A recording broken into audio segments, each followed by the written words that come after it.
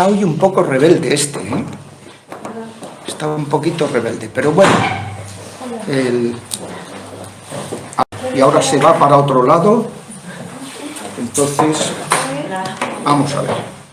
Ven, Espíritu Santo, llena nuestros corazones y enciende en ellos el fuego de Dios. Envíanos, Señor, tu Espíritu, y seremos recreados y renovarás la faz de la tierra. Oh Dios, que has iluminado los corazones de tus fieles con la luz del Espíritu Santo, concédenos que con la fuerza de este mismo Espíritu saboreemos las cosas rectas y gocemos de sus consuelos. Por Jesucristo nuestro Señor. Amén. Gloria al Padre, y al Hijo, y al Espíritu Santo. Como era en el principio, ahora y siempre, por los siglos de los siglos. Amén. Santa María y San José, rogad por nosotros. San Agustín de Hipona y San Antonio Abad, rogad por nosotros. Bueno, pues hoy es uno de estos personajes grandes, ¿verdad?, de la historia de la Iglesia, que inicia, pues, es, bueno, el gran antídoto que vamos a ver, en los tribus, el reino de David. Si el reino de David nos sirve para Salomón también. ¿Está conectado? Sí. Fenomenal. Pues, digo que esto hoy está un poco rebelde, pero la casa de... Esto parece la casa de Israel, rebelde, que como siempre... Bueno, entonces nos hemos quedado, recordaréis, que estuvimos viendo a Joás, que empezó bien bajo el patrocinio de Joadá, el sumo sacerdote, pero cuando Joadá a los 100 y pico años muere, pues el tío se echó a perder. Se sube al monte, abandona el templo del Señor sus padres, empezó a servir a los cipos y los ídolos, y entonces pues acabó fatal. Le envió profetas para que le advirtieran. Total, que los sirios entró en combate y acabaron hiriéndolo y murió. Y dice que su hijo Amasías le sucede en el trono y a ver dónde lo enterraron, dice, contaba, aunque el ejército de Siria era muy pequeño, el Señor le entregó un ejército enorme por haber abandonado al Señor Dios de sus padres. Y cuando se marcharon los sirios, dejándolo con múltiples dolencias, sus siervos conspiraron contra él para vengar al hijo del sacerdote Joadá, que lo había hecho matar. Hirieron a Joás en la cama y murió, y fue sepultado en la ciudad de David, pero no en el Panteón Real. O sea, la ciudad de David es la parte alta. Cuando vayamos a Tierra Santa, pues veremos lo que es la ciudad de David, la parte, la ciudadela, por así decirlo, ¿no? Luego el resto es Jerusalén. Entonces ahí es donde David se construye su palacio y se construye el templo. Entonces, pues, no lo enterraron en el Panteón Real. ¿Por qué? Porque se había portado malamente. Entonces, pues, Amasías, su hijo, entra a reinar a los 25 años y reinó 29. Hizo lo bueno a los ojos del Señor. Pero, o sea, el libro de las Crónicas, cuando alguien empieza con el culto en el templo y tal, lo hace bien, pues dice, hizo lo bueno. Mientras que el libro de los Reyes, si ha sido infiel a la alianza en algún punto, dijo, hizo cosas buenas y tal, pero permitió los cultos en los lugares altos y no sé qué, no sé cuánto. O sea, el libro de los Reyes es más severo, más riguroso a la hora de juzgar que el libro de las Crónicas. El libro de las Crónicas se fija sobre todo en el culto. Y entonces, pues claro, ahora vamos a ver la infidelidad de Amasías, que le costó muy cara, ¿no? Y entonces él llamó en el desastre de Bet Semes, ¿no? El Bet Semes, a ver si lo vemos por aquí. Y entonces, pues, aquí el Bet Sea, sí, debe ser por aquí, por esta zona, el Bet Semes. ¿Veis el punto, no? Bueno, entonces, pues, una vez que dice, hizo lo bueno, pero no con todo su corazón. Son las grandes lecciones que va dando la Escritura, no con todo el corazón. una vez que afianzó su reino, mató a los siervos asesinos del rey su padre. O sea, los que habían matado a su padre Joás, pues se los cargó. Pero no ejecutó a sus hijos, por aquello de que dice el libro de la ley de Moisés: los padres no serán ejecutados por las culpas de los hijos, ni los hijos por las de sus padres. Cada uno será ejecutado por su propio pecado. Lo cual no excluye que haya pecados que sí repercutan en los descendientes hasta la tercera y cuarta generación, que son los pecados sobre todo de idolatría. Entonces Amasías entabla una guerra contra Edom. ¿Quién era Edom? Siempre en el sur, debajo del desierto de Judea, que es todo esto, que está Berseba, tal, siempre que se dice desde Dan hasta Berseba, porque el desierto, como no lo tienen en cuenta, porque ahí no habitaba prácticamente nadie, ¿no? Entonces entabla una guerra como Edom. Como os vais viendo, hay periodos en los que Edom está sometido a Judá y otros periodos en que se rebela y tiene autogobierno. Entonces, pues congrega a Judá y lo distribuye, hizo un censo y contrató en Israel por 100 talentos de plata 100.000 valientes guerreros, que claro, se frotaban las manos porque iban a cobrar una pasta, 100 talentos de plata, y se la dio. Pero un hombre de Dios se presenta ante Amasías y le dice: no lleves contigo el ejército de Israel, pues el Señor no está con Israel ni con ninguno de los efraimitas. ¿Quiénes son los efraimitas? Los hijos de Efraín, descendientes de Efraín. Efraín era siempre, dentro de las tribus de Israel, lo primero eran los descendientes de José, los hijos de José, Efraín y Manasés. Entonces siempre que se dice los efraimitas, es pues los predilectos. Pues no está con ellos. ¿Por qué? Porque se han apartado de la alianza. Han hecho un templo en Dan, han puesto los Jeroboam y otro en Siquem, y ahí adoraban a un becerro de oro. Y entonces, claro, vas a tener como aliados a los antiguos miembros del pueblo de Dios, que ya no lo son porque se han apartado del culto de Yahvé y de la alianza Yahvé. Pues no, el hombre de Dios le dice que eso no lo puede hacer. Y entonces, si van contigo, te esforzarás en la batalla, pero el Señor te hará caer ante sus enemigos, porque Dios tiene poder para ayudar y para derribar. Es otra de las ideas que se van subrayando siempre en la Biblia, ¿no? En el Antiguo Testamento, como Dios nos puede ayudar si se lo pedimos con fe, si confiamos en Él totalmente, ¿no? Y entonces Amasías le dice al hombre de Dios: ¿y los 100 talentos de plata que he dado al destacamento de Israel? 100 talentos. 100 talentos son 100 por 500, son 50.000 kilos de plata. Un talento son 500 kilos de plata.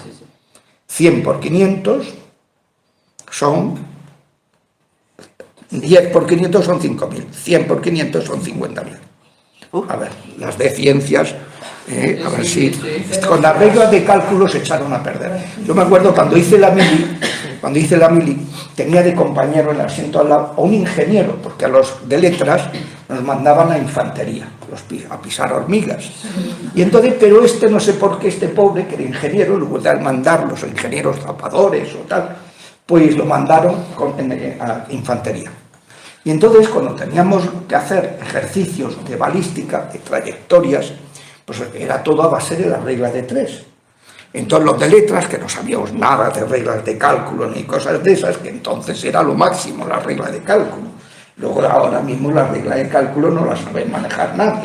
Pues las reglas de cálculo, pues así en el en la academia, en Toledo, pues le ponían un problema y me decía: Luzón, ¿cómo se hace esto? Me decía el tío, ¿no? Y digo: una regla de 3, joder, tío. Y tal. Y entonces el chaval, pues es que no sé hacer la regla de 3. Digo: no me lo puedo creer. O sea, un ingeniero industrial que había acabado la carrera de ingeniero industrial, que era un coco, no sabía hacer una regla de 3. Entonces tenías que decir, mira, si 5 son 3, 4 son X por esto y por esto. Ah, vale. Entonces, pues era de broma. Ellos sabían hacer la regla de cálculo, entonces no existían las calculadoras, como podéis imaginaros. Estamos hablando de los años 70, entonces pues que han cambiado las cosas un poco, sí, la cultura. Bueno, total, que entonces pues preguntó, ¿y esos 100 talentos de plata? Dice, el hombre de Dios dijo, el Señor puede darte mucho más que eso. Tú seré fiel y verás cómo te forras también. No solo los vences, sino te forras. Es la gran lección. Entonces Amasías licenció al destacamento de Efraín para que volvieran a sus casas, que se enojaron muchísimo contra Judá y volvieron ardiendo en cólera. Claro, pero ¿por qué? Lo importante no era que se habían cobrado 100 talentos de, 100 talentos de plata sin haber dado un palo al agua, porque no habían batallado, sino que lo que esperaban era del botín. Lo sustantivo era el botín. Entonces, claro, por eso se van tan enfadados, en lugar de decir, pues mira, oye, sin haber hecho nada, por haber venido un paseíto, nos llevamos 100 talentos de plata y tal. No, es que ellos esperaban muchísimo más. Y Amasías se armó de valor, marchó al valle de la Sal al mando del ejército, dio delante, fiándose de Yahvé. O sea, que cuando un Dios se fía de Yahvé y va adelante, pues podría haber dicho, bueno, venga, id vosotros y que Dios os bendiga y que el Señor os la depare buena. No, Dios se pone al frente, va adelante, que estos detalles hay que fijarse. Y entonces, y dio muerte a 10.000 de los de Seir. O sea, derrotó a estos y murieron 10.000. Los de Judá apresaron vivos a otros 10.000. Los llevaron esto ya es un poco cruel, a la cima de la roca y los despeñaron desde ella, muriendo reventados. O sea, los llevaron a una cima que tenía una roca con un despeñadero, a los otros 10.000, terrible, ¿no? Empujaron. Entonces, y el destacamento, licenciado por Amasías para que no luchase a su lado, se dispersó por las ciudades de Judá, desde Samaria hasta Berjorón, matando a 3.000 personas, recogiendo un gran botín. Claro, era lo que querían. Entonces se vengaron de Amasías por no haberles dejado combatir. Entonces, cuando Amasías regresó de derrotar a los idumeos, se trajo los dioses de Seir. Los dioses de Seir. Y entonces los adoptó como dioses propios, se postró ante ellos y les quemó incienso. Y ahí la fastidió. Claro. Todo lo que había hecho de fiarse de Yahvé, de luchar, yendo él en cabeza, tal, despidiendo a los otros, de haber renunciado a los 100 talentos de plata, pues la fastidió con este acto idolátrico. Claro, la gente hoy día pues no se da cuenta y llegas a su casa, venga a bendecir la casa. Y digo, ¿tú estás seguro de lo que me estás diciendo? Sí, padrecito, sí, ahora verás. Y llegas a la casa y digo, pero como hay algo idolátrico, fuera. En mi casa no hay nada idolátrico. Y llega y te encuentras la pirámide, y luego te encuentras el escarabajo que han traído de Egipto, luego máscaras africanas, un elefante que te recibe con la punta de trompa para arriba para la buena suerte, luego no sé qué. Digo, pero claro, les haces una limpia, que claro, que se me acuerdo un chaval al que me dicen, venga usted, porque este chico no duerme, está fatal y tal. Bueno, había ido al médico y el médico dice, no tiene nada. Digo, pues hombre, algo tendrá cuando no duerme. Claro, lo que tenía era la habitación llena de bichos, dragones, ¿cómo se llama el hacker, el no sé qué, este de la Guerra de las Galaxias, el señor oscuro, no el emperador, sino el otro, el que se quemó en la esta y que le pusieron un ¿cómo se llama? Darth Vader, pues un Darth Vader de este tamaño que me recibe en la habitación. Bueno, le hice una limpia, el chaval me miraba con ojos de odio, pero una cosa también digo, fuera, eso fuera, eso fuera, esos Gurmiti fuera, esos Pokémon fuera, esto tal, quitamos todo. Se quedó con la cama y con los libros y con lo justo. Bueno, Pues, ¿sabéis lo que pasó a partir de ese momento? Que durmió como un tronco. A pierna suelta. No volvió a tener problemas de sueño. Y ya el chaval se cayó, claro. No vio que había surtido efecto la limpia, la purga. Pues claro, esto como los de Éfeso, que 30.000 ciclos, todos los pergaminos que tenían de brujerías. Y los quemaron. El ciclo era el jornal de un jornalero de un día. Calcular, a ver los de ciencias. Pues hacer un cálculo y ya está.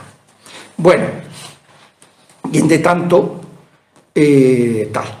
Cuando hizo eso, el profeta, la ira del Señor se encendió contra Amasías. ¿Qué es la ira? Esto es muy importante también aclararlo.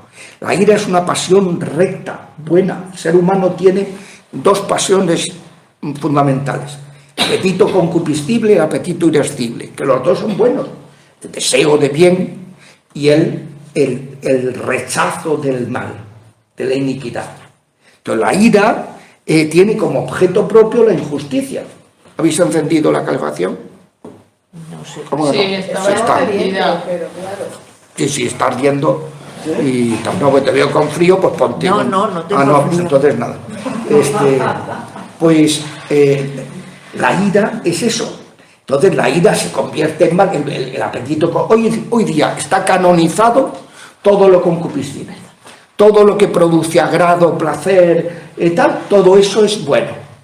En cambio, todo lo que es ira es malo, está demonizado. Pues no, la ira tiene como objeto propio la injusticia. La ira de Yahvé es el cómo detesta la iniquidad. ¿Y por qué la detesta? Porque nos quita la felicidad. Porque Él es el que ha creado la realidad, y si tú te apartas de la realidad, de las leyes internas de la realidad, pues se te vuelve todo en contra, te estrellas. Y entonces dice, pues la ira de Yahvé se enciende contra Amasías. Le envió un profeta que le dijo: ¿por qué te diriges a dioses de un pueblo que son incapaces de salvar a su gente de tu mano? O sea, pero es que eres necio, no eres más necio porque no eres más grande. Resulta que acabas de ver cómo esos dioses no le han protegido de tu mano. Tú los acabas de derrotar, porque yo he estado contigo, y ahora vas y te pones a darles culto. Pero tú... Y entonces Amasías, en su arrogancia, pues le dijo: ¿quién te ha constituido consejero del rey? ¿Quién te ha pedido que me des tu opinión? Cállate, ¿quieres que te mate? Y el profeta terminó con estas palabras: por lo que has hecho y por no escuchar mi consejo, Dios, estoy seguro, que ha decidido destruirte. ¿No has escuchado al hombre de Dios? Esto es muy importante. Dios nos manda profetas constantemente, nos manda mensajes, nos inspira, nos da inspiraciones, nos da cosas. Entonces, cuando uno pues se pone el mundo por montera, te tiro para adelante. Pues y entonces viene el desastre de Bet-Semer, el desastre de Bet-Semer, que dice: tras haberse aconsejado a Amasías, rey de Judá, haberse aconsejado, mandó a decir a Joás, el hijo de Joacán. Este Joás es distinto del que era el padre de Amasías. Joás, su padre se llamaba, Amasías, su padre se llamaba Joás. Pues este ahora es un Joás que es hijo de Joacán, hijo de Jehú, de quien ya hablamos en su momento, rey de Israel. Dice: ven, veámonos las caras. O sea, el tío va y reta al rey de Israel. Y el rey de Israel, Joás, le dice: el cardo del Líbano mandó decir al cedro del Líbano: dame a tu hija por esposa de mi hijo. Pero pasó una fiera del Líbano y pisó el cardo, pisoteó el cardo. Pasó una fiera, decía: ¿tú de qué vas? Tal. Y tú dices: he derrotado a Edom, y por eso se enaltece y se envanece tu corazón. Quédate tranquilo en tu casa. ¿Por qué quieres provocar una guerra en la que caigas tú y tu pueblo Judá? El otro, muy sensato. Para ser israelita, pagano ya, bastante sensato. Y entonces, pero Amasías no hizo caso, porque estaba de Dios que fuera entregado en manos de Joás por dirigirse a los dioses de Edom. ¿Qué significa eso? Que el Señor permite, o sea, Dios nunca obra el mal, permite que se cobren sus derechos esos demonios a los que ha adorado, y que entonces que le pasen factura, para poner orden, para hacer justicia. Y entonces Joás, rey de Israel, subió a Berselas con Amasías, rey de Judá, en Bet-Semes de Judá. Y Judá fue abatido ante Israel, y cada uno huyó a su tienda. Y Joás apresó en Bet-Semes a Amasías, rey de Judá, hijo de Joás, hijo de Cocías, y lo condujo a Jerusalén. Y la muralla de Jerusalén abrió una brecha de unos 200 metros, desde la puerta de Efraín hasta la puerta del ángulo. Ya las veremos cuando vayamos a Tierra Santa. Se apoderó del oro, la plata y los utensilios que se hallaban en el templo de Dios al cuidado de Obed-Edom, los tesoros del palacio real y los rehenes, y se volvió a Samaria. O sea, el destrozo que le ocasiona al necio de Amasías es tal. Y Amasías sobrevivió 15 años a Joás, el hijo del rey de Israel. Y el resto, o sea, no murió, sobrevivió 15 años. Y después de que se apartara del Señor, conspiraron contra él en Jerusalén, tuvo que huir a Laquis, lo persiguieron hasta esa ciudad y allí le dieron muerte. A ver si encontramos Laquis por aquí. A ver por dónde cae el tal Laquis. Pues no se ve en este mapa de David, los tiempos de David, no aparece Laquis. Bueno, y lo cargaron sobre unos caballos y lo sepultaron con sus padres en la capital de Judá, Jerusalén, con sus padres. Ocías, dice, entonces Judá en pleno tomó a Ocías, que tenía 16 años, y lo proclamó rey sucesor de su padre Amasías.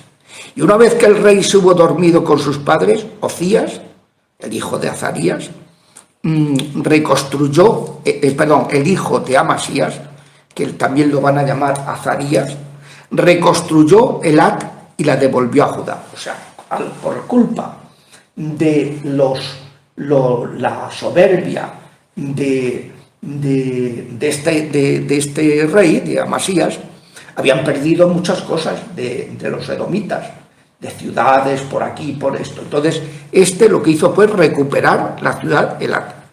Tenía 16 años cuando reinó 52. Hizo lo que es bueno a los ojos de Dios, igual que su padre Amasías.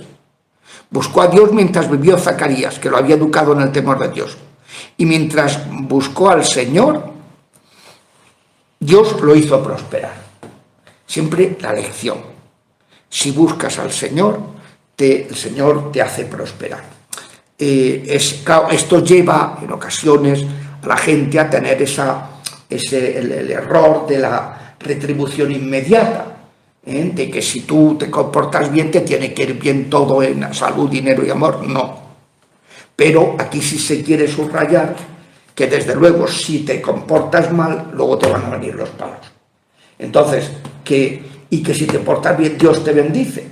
O sea, eso se quiere ir subrayando mucho en lo importante que es la fidelidad al culto a Yahvé, en lugar de buscarse otros cultos, en la fidelidad, lo importante que es la fidelidad a la alianza, en lugar de tener otros mandamientos. Bueno, entonces Ocías salió a luchar con los filisteos. Abrió brechas en las murallas de Gat. Aquí está, veis, Gat, y bueno, y otras ciudades de por ahí, en el territorio filisteo. Y Dios lo ayudó en la guerra contra los filisteos, contra los árabes que habitaban en Gur-Baal, y contra los meunitas. Y los amonitas amonitas son los de Amón, pagaron tributo a Ocías. O sea, estaban sometidos, tenían su propio gobierno, pero tenían que pagar un tributo. Había diversas maneras de someterse, diversos grados de sometimiento. Y se hizo tan poderoso que su fama llegó hasta la frontera de Egipto. Construyó y fortificó torres en Jerusalén, sobre la puerta del ángulo, la puerta del valle y sobre la esquina. También construyó torres en el desierto, cavó muchos pozos, porque tenía mucho ganado en la llanura y en la meseta. También tenía labradores y viñadores en los montes y huertos, porque le gustaba el campo. Era un tío, pues que eso, ¿no? disponía de un ejército de combate bien organizado, según el censo que se había hecho bajo el control de su secretario y el comisario, tal. Bueno, en total de cabezas de familia va dando unos datos: 2.600, tenían un ejército de 307.500 guerreros. Mucha gente, 307.500 guerreros que defendían al rey contra el enemigo. Y Ocías armó a toda la tropa con escudos y lanzas, yelmos y corazas. Hizo artefactos diseñados por ingenieros que lanzaban flechas y grandes piedras y los colocó en las torres y ángulos de Jerusalén. Y su fama llegó hasta muy lejos porque fue ayudado prodigiosamente. Pero ¿qué pasa? Lo que nos pasa a los humanos: el orgullo y el castigo de Ocías. Al hacerse poderoso, se llenó de soberbia y se pervirtió. Se rebeló contra el Señor su Dios hasta el punto de cometer la profanación del templo. Que llegó al templo y él quiso quemar incienso en el altar de los perfumes. Salió el sacerdote Azarías, que era el que, mientras él le hizo caso al sacerdote, le fue muy bien. En el momento en que se aparta, y entonces el sacerdote Azarías y otros 80 valientes sacerdotes fueron tras él, se plantaron ante el rey y le dijeron: Ocías, quemar incienso al Señor no te corresponde a ti, sino a los sacerdotes aaronitas consagrados para ello. Sal del santuario, eres un sacrílego. Fijaos lo que es, claro, el respeto a lo sagrado. ¿Qué les había pasado a aquel con toda su panda, todos sus secuaces, en el que fueron dijeron que ellos querían el sacerdocio también? Y pues venir con un incensario, y salió un fuego del cielo que los quemó a todos. ¿Qué es lo que le pasó? ¿Era el hijo de Aarón? Estos eran unos tíos que decían: pues nosotros, ¿por qué no vamos a ser los sacerdotes? Es lo que dice la carta a los hebreos ayer. Nadie se puede arrogar eso, porque el sacerdocio solo puede mediar Dios. Claro. Al que esté con Dios. El sacerdocio viene de Dios. No podemos nosotros arrogarnos ese servicio. Por eso, claro, por ejemplo, los protestantes no tienen sacerdotes. Tienen pastores, que es otra cosa. Pero no tienen sacerdotes. Por eso, pues pueden ser pastoras. ¿Por qué no? Pues hombre, pues sí, total, no son sacerdotes, pues. Pero entonces, pues, no tienes derecho a la gloria procedente del Señor Dios. Porque la gloria, cuando adoraban a Dios, le ofrecían ofrendas e incienso, quemaban incienso, pues bajaba la Shekinah de Yahvé, la gloria de Yahvé. Entonces tú no tienes derecho. Tú tienes la misión de... Esto lo tenían súper claro. Tú tienes que hacer un servicio al pueblo, pero no de nada de... Y entonces, fijaos, ¿qué le pasó a la hermana de Aarón y de Moisés? Pues que le dio la lepra. Cuando rajaron que dijeron que, oye, pues tú, ¿por qué vas a ser más que nosotros? La lepra. Se quedó leprosa. Y hay varios casos en la Biblia, ¿no? Y entonces Ocías, con el incensario en mano, se enfureció. Y mientras se encolerizaba con los sacerdotes, la lepra brotó de su frente ante los sacerdotes, junto al altar de los perfumes, y el sumo sacerdote y todos los sacerdotes se volvieron hacia él, vieron que tenía lepra, lo echaron de allí a toda prisa, porque era tabú, ¿no? Y entonces, mientras él mismo se apresuraba a salir herido por el Señor. Y Ocías estuvo leproso hasta el día de su muerte. Vivió en una casa aparte, porque como leproso había sido excluido del templo del Señor. Y su hijo Jotán era el que estaba de gestor de lo que le iba mandando su padre, pues lo gestionaba su hijo Jotán. Y administraba justicia a la población. Lo sepultaron con sus padres en el campo del cementerio real, considerando que era un leproso.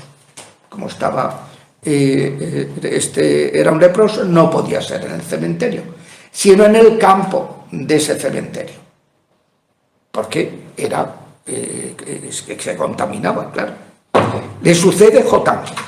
Tenía 25 años cuando comienza a reinar. Perdón, esto no es lo de la JMJ, ¿verdad? No, esto no. Es en otro sitio, ¿verdad? Sí, habrá que preguntar.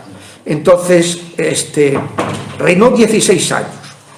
Hizo lo bueno a los ojos del Señor, igual que su padre Ocías, salvo que no hizo lo malo, que es penetrar en el templo del Señor.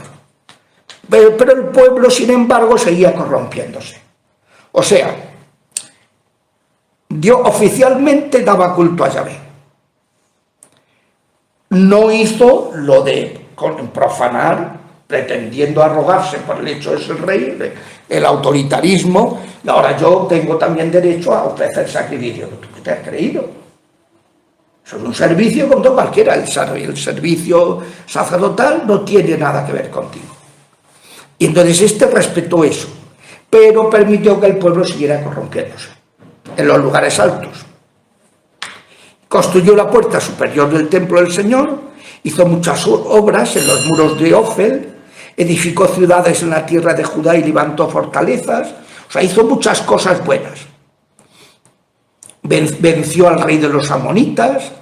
Los amonitas le pagaron aquel año 100 talentos de plata. 100 talentos, que era lo que le había pagado a los israelitas para que 10.000 cargas de trigo y 10.000 de cebada.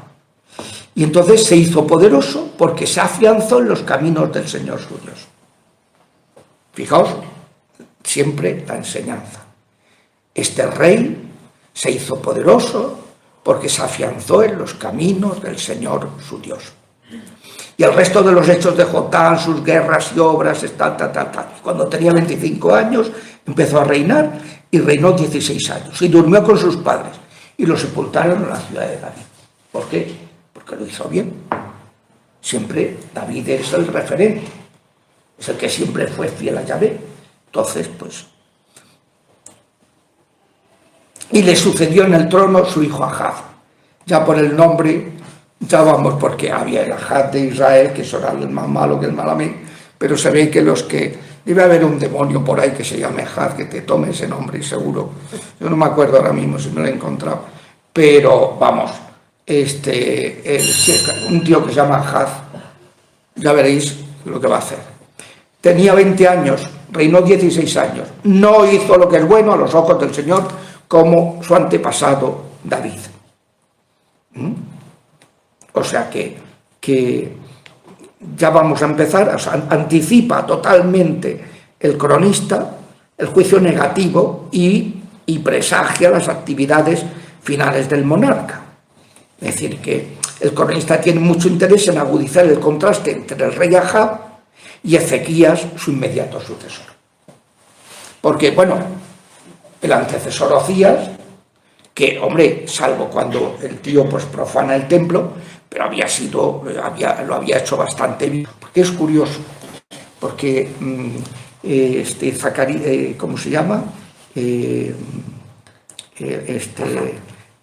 Ezequías es un rey que tiene un padre más malo que el Malamén y un hijo, Manasés, peor no, lo siguiente.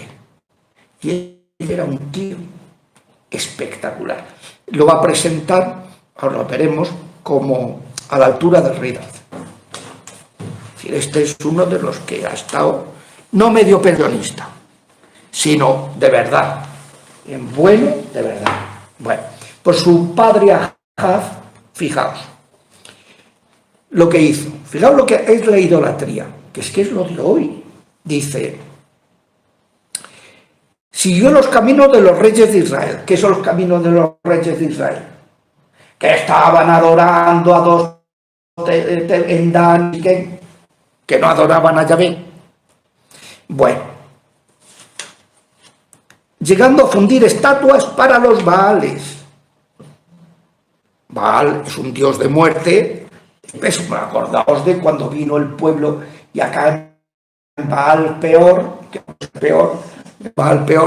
cuando la fastidiaron a tope y tal, o sea, aquello fue terrible, ¿no? Pues eso, se prostituyeron, que era el falso profeta, el de Balaam, el de la burra. El de la burra. Que se encuentra el ángel, el tío no lo ve, la burra sí lo ve, y el tío venga a atizarle la burra, y habló la burra. Le dijo, pero tú eres tonto, es que te lo haces. No ves lo que está ahí. Entonces el tío se llenó de terror, el ángel se hizo visible, y entonces se llenó de terror, y son estas cosas. Pues este Balaam, y entonces, pues, pero prostituirse en el sentido de juntarse con ellas y adquirir los cultos idolátricos, no ya fornicar sexualmente, sino juntarse en el culto idolátrico. Eso es lo que se habla siempre en la Biblia, lo que es prostituirse. Prostituir la infidelidad, o sea, Yahvé siempre es el esposo. Y todo lo que sea, irse con otros dioses, es prostituirse. Es llamarle, pues sois unas furcias. Unas furcias fariseas, unas furcias lo que sea, ¿no? Eso es lo que está constantemente diciendo la Biblia. Cada vez que no somos fieles a la alianza, ¿no? Bueno, entonces quemaba incienso en el valle de Ben Hinnom, hizo pasar a su hijo por el fuego, según la costumbre abominable de las naciones que el Señor había expulsado ante los hijos de Israel. O sea, esas naciones se habían hecho merecedoras de quedarse sin su territorio, y por eso Dios se lo entrega a los israelitas, que los destruyeron, porque tenían varias cosas totalmente contra natura. Una de ellas, que era sacrificar a sus hijos, que es lo que hacen en todos los cultos satánicos, los masones. Para subir de grado, pues consagran a un hijo suyo, se lo consagran a Satanás. Entonces le entregas a un hijo tuyo, un nieto, se lo entregas para subir de grado, o sea, para crecer tú, te importa gorro destruir la vida de un, como me decía a mí un señor francés, que me decía, mire, yo soy bisnieto de masón, nieto de masón, hijo de masón. Yo no soy masón, pero me han educado en el ateísmo más estricto. No conozco a Dios, pero respeto la religión desde que conozco a su amigo fulano, que es el hombre más inteligente que he conocido en mi vida, y que él dice que es cristiano. Si ese tío, que es el más listo, dice que es cristiano, esto no es lo que me han enseñado a mí mis padres y mis abuelos y todos los masones con los que me he criado. Dice, yo no creo en Dios porque no me lo he encontrado, pero en los demonios sí que creo, porque me están fastidiando la vida. Y el tío quería saber si un cura exorcista podía rezar por un ateo, para librarlo de los ataques de los demonios. Pues claro, lo pone al ritual. Con permiso del obispo, claro que se puede hacer. Entonces, pues eso. O sea, sacrificaban a sus hijos, y ahí estaba este señor, fastidiadísimo por culpa de su bisabuelo, de su abuelo y de su padre. Claro, es así.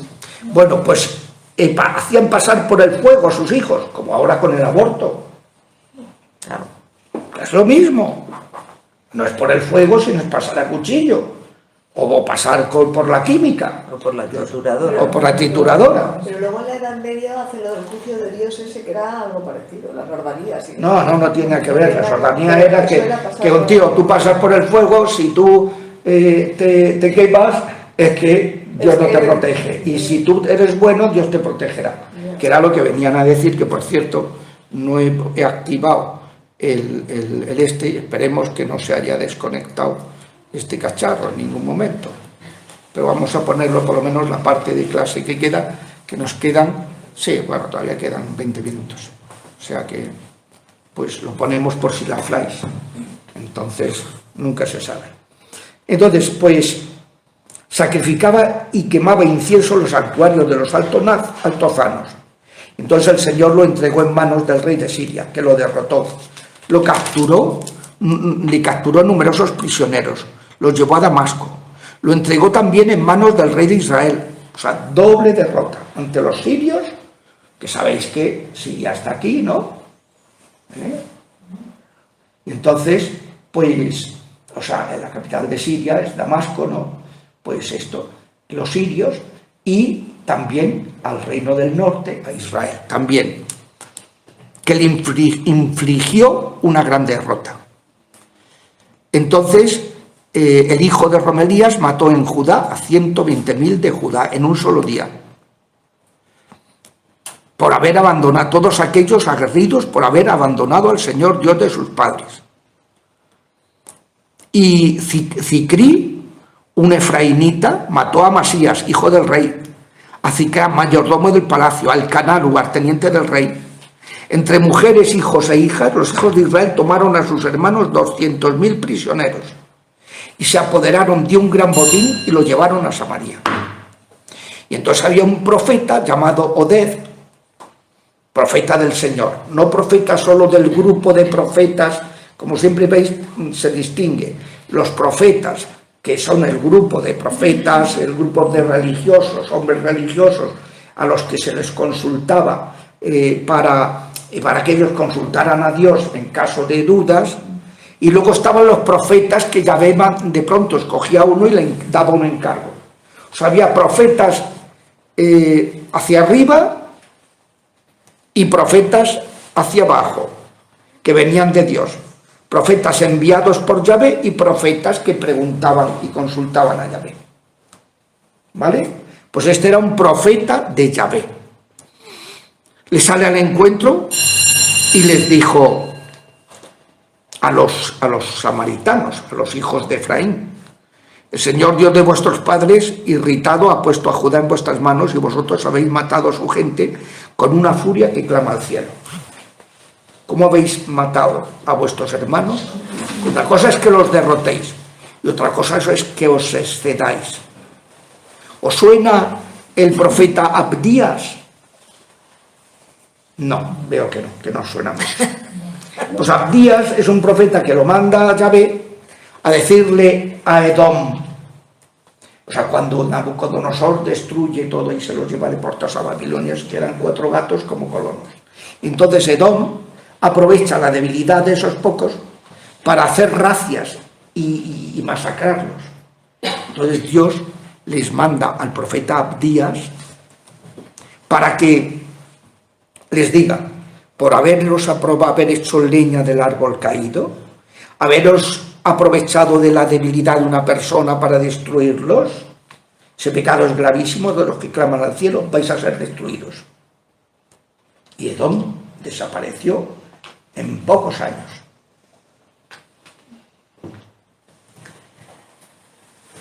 Abdías, que no se nos olvide Abdías. Bueno, igual que Habacuc, que ya lo vimos en la semana pasada, ¿no? Abrazo, ¿no?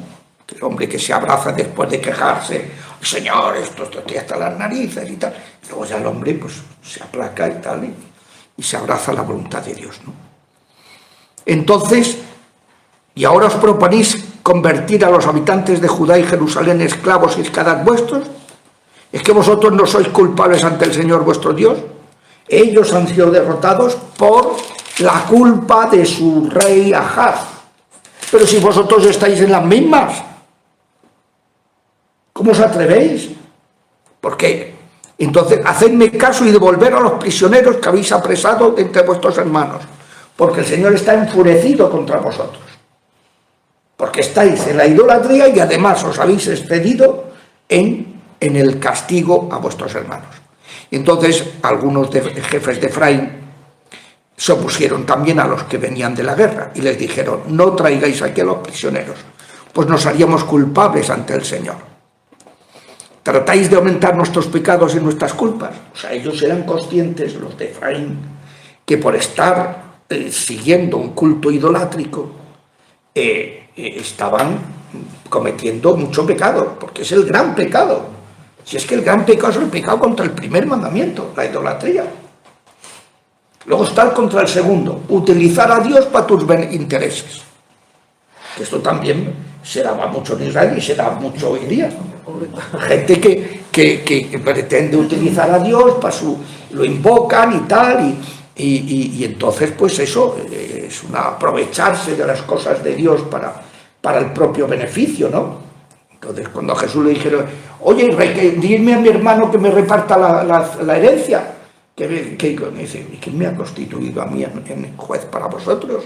Esos temas, arreglarlo vosotros.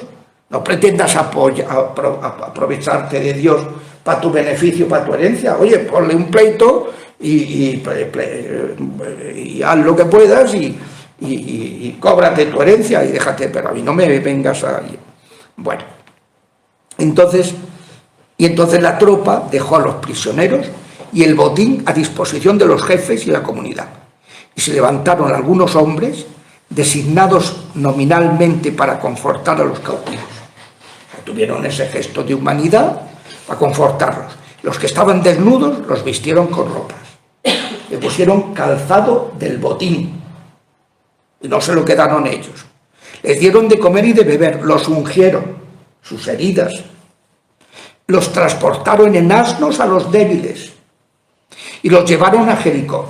O sea, como estaban por aquí, era Edom, era esto, pues los transportan a Jericó, que está ahí. La ciudad de las palmeras, que ya la veremos cuando visitemos Tierra Santa. La ciudad de las palmeras sigue siendo la ciudad de las palmeras. Y se volvieron a Samaria.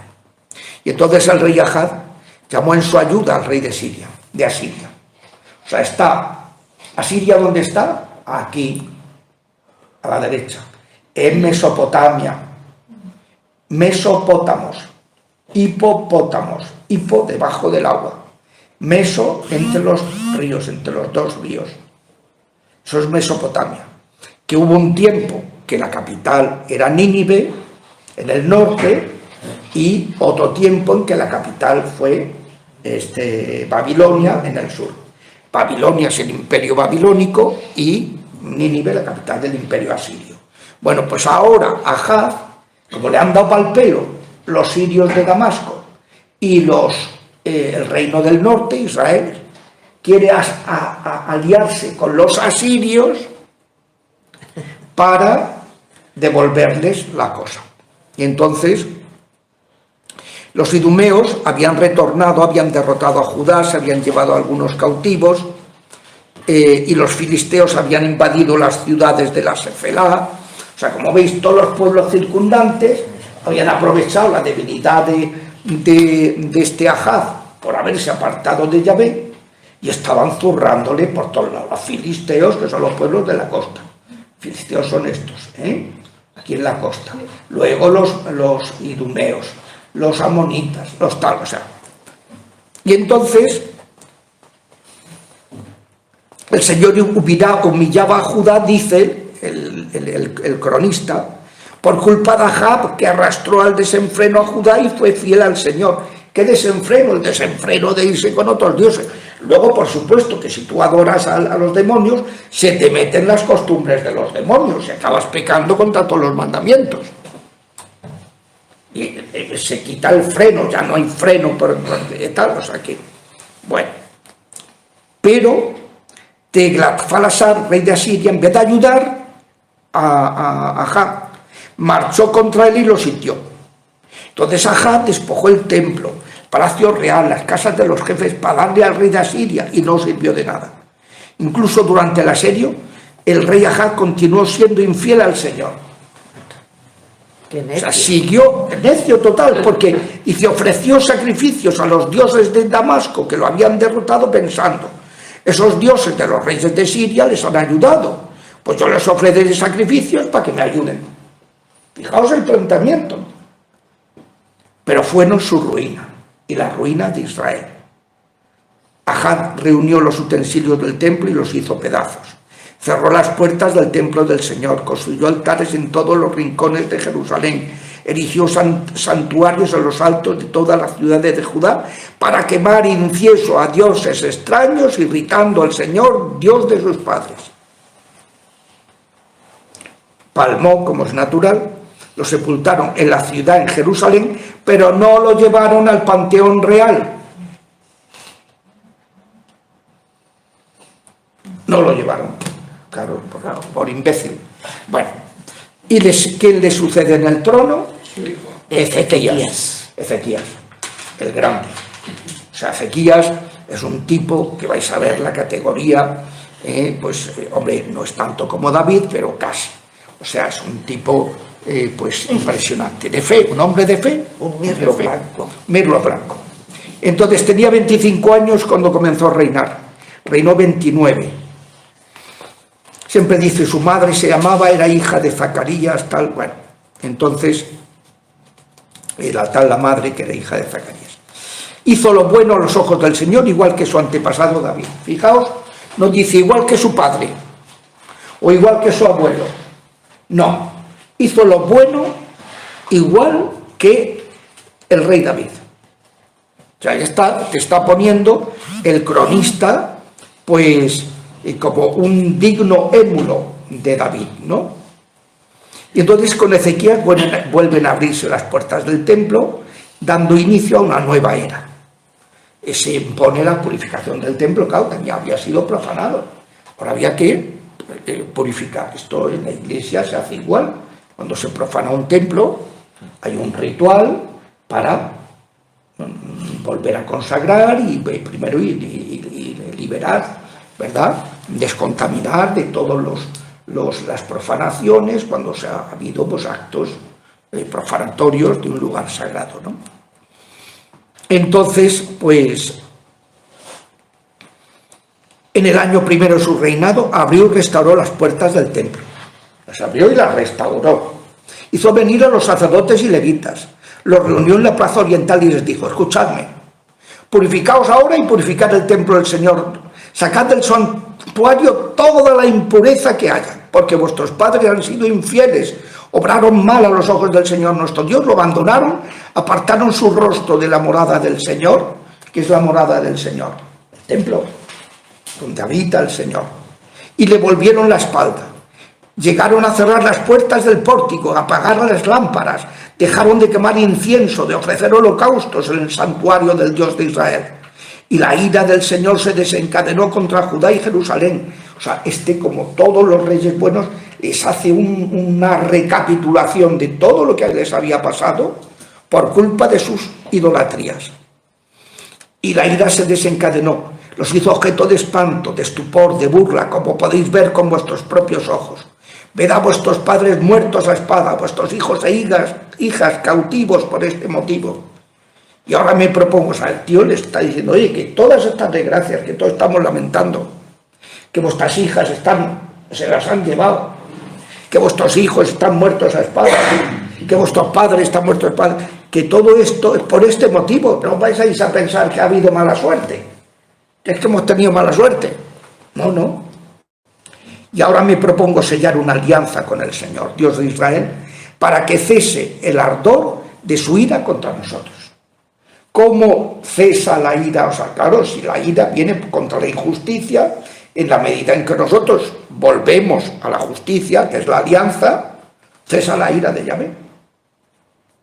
Ahora, dice, hijos míos, no seáis negligentes, que el Señor os ha elegido para estar en su presencia, servirle, ser vuestros ministros y quemarle incienso.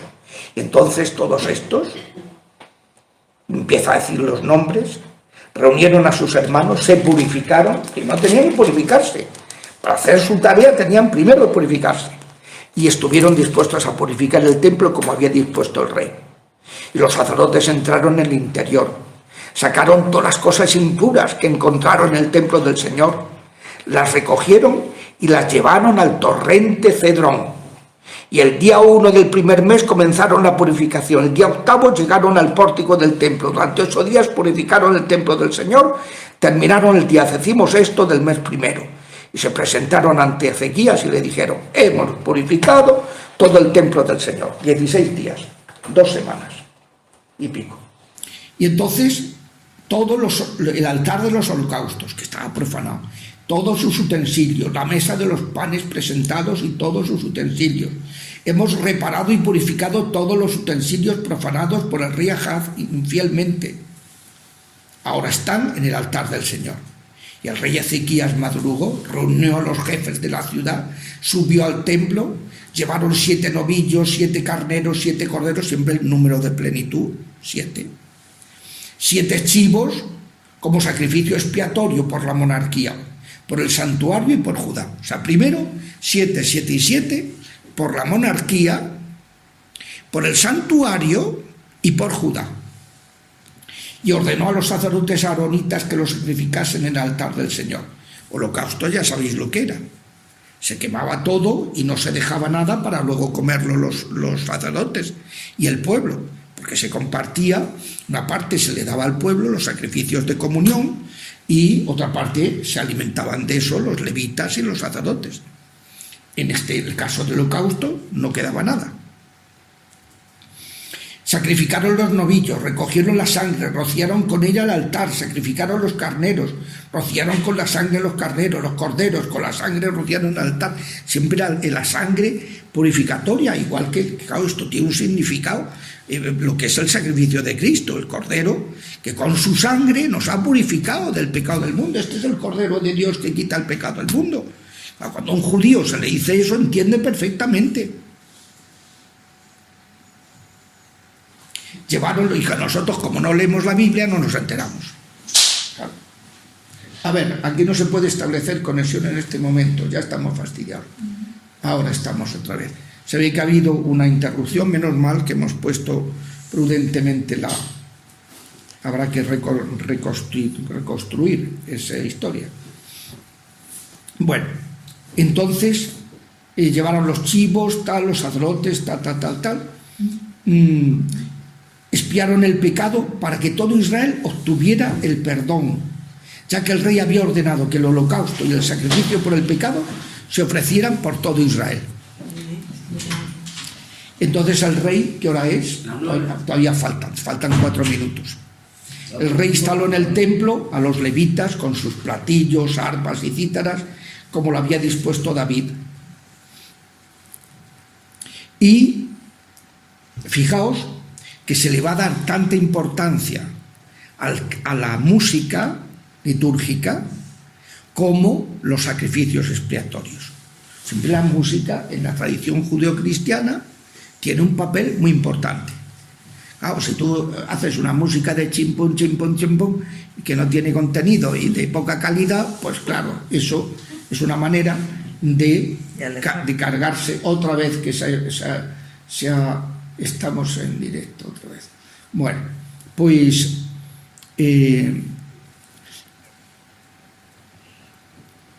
entonces Ezequías ordenó ofrecer el holocausto sobre el altar, y en cuanto empezó el holocausto se iniciaron los cánticos al Señor, al son de trompetas y el acompañamiento de instrumentos de David.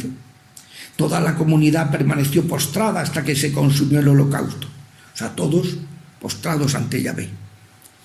Y consumido el holocausto, el rey y su séquito se inclinaron y adoraron. Y pidieron a los levitas que alabaran al Señor con canciones de David y del vidente Asaf. Lo hicieron con júbilo, se inclinaron y adoraron. Esto sigue fastidiado, ¿eh? No sé qué está pasando con la conexión. No, aquí está pasando algo. Y volviéndose a conectar. Y bueno, pero habrá que echar mano. Esperemos que esto siga funcionando. Y habrá que echar mano de esta grabación. Bueno, entonces Ezequías tomó la palabra y dijo: ahora estáis plenamente consagrados al Señor. Acercaos que ofrecer sacrificios de acción de gracias por el templo del Señor. O sea, después de haber hecho el holocausto de expiación, claro, la expiación tiene que ser, hay que purificarlo todo. Es distinto de los otros sacrificios. Porque tú no puedes dejar sin expiar algún pecado. Una vez que habían hecho eso, entonces ahora sacrificios de acción de gracias. Y ofrecieron generosamente sacrificios. Y luego las personas generosas ofrecieron también holocaustos. El número de holocaustos fue 70 novillos, 100 carneros, 200 corderos, y las ofrendas sagradas fueron 600 novillos, 3.000 ovejas. Y como los sacerdotes eran pocos y no podían desollar tantas víctimas, fueron ayudados por sus hermanos los levitas hasta terminar la tarea, porque lo que era el sacrificio lo hacían solo los sacerdotes. Pero en este caso se les permitió a los levitas, lo que serían hoy los diáconos, ayudar para despellejar las víctimas y tal. Dice, los levitas en efecto estaban más dispuestos a purificarse que los sacerdotes. Dice, y entonces los sacerdotes se purificaron. Hubo además muchos holocaustos con la grasa de los sacrificios de comunión y de libaciones ofrecidas. Y así se restableció el culto del templo del Señor. y Ezequías, y era muy importante restablecer el culto en todas sus dimensiones. Sacrificios de comunión, sacrificios de holocausto, sacrificios de expiación, sacrificios de los distintos aspectos, todo se puso en marcha. Y entonces se alegraron de que Dios hubiera preparado al pueblo, pues todo sucedió rápidamente. Otra vez se ha vuelto a fastidiar esto y ya es la hora, y entonces vamos a dejarlo aquí en la convocatoria de la Pascua, porque una vez que restablecieron el templo dijeron, ahora vamos a celebrar la Pascua. Y fijaos, aunque esto lo miraremos el próximo día, y esto no sé qué ha pasado, hay que preguntar a ver qué pasa con la Wi-Fi, porque esto no funciona. Bueno, total, que ya veremos que van a convocar para la Pascua a los israelitas también, al reino del norte, de los cuales respondieron muy pocos, pero algunos respondieron. O sea, les dieron la oportunidad de celebrar la Pascua de Yahvé. Entonces hubo gente que no se rieron de ellos, como dice el tema, ya lo veremos, pero hubo otros que no, hubo algunos de las distintas tribus que aceptaron. Bueno, pues te damos gracias, omnipotente Dios, por todos tus beneficios, tú que vives y reinas por los siglos de los siglos. Amén.